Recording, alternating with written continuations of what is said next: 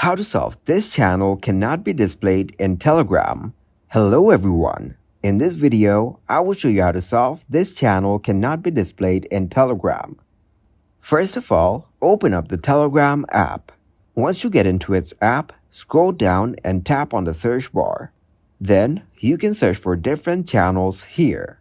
After that, tap on any channel you want to join.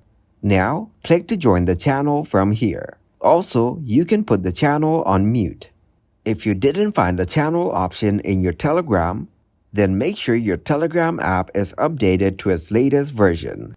Let's check it by opening up the App Store. Search Telegram in here. If the app is updated, you're good to go. If you update the app, then you will be able to display channels in Telegram. Thank you guys for watching this video. Hope you got some value. Make sure to like the video and subscribe to the channel to get notified for new videos. See you in the next one.